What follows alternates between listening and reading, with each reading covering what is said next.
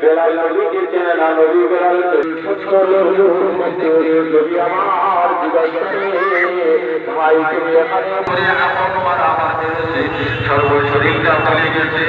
দিন হলো আমি পানি বোঝাবেন নবী দুঃখের কথা শুনে নবী আমার বাড়ির দিকে রওনা হলেন। ওই সময় বেলাল বলেছিলেন কিন্তু আমার নবী সাল্লাল্লাহু আলাইহি ওয়াসাল্লাম তিনিও 3 দিন খায় নাই, তার পেটেও 3 দিন অন্ন নাই, তিনিও অনাহারে বসে আছেন, তিনিও অনাহারে আছেন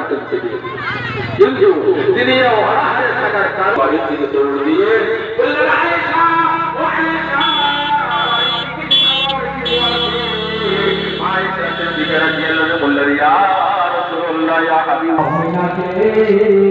বেলালের জন্য নিয়ে যান ও আয়েশা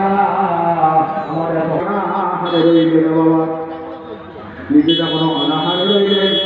আর বললেন ও বেলাল তোমার মালিক ওই কুমুক পেশার জন্য তোমাকে দাঁড়িয়ে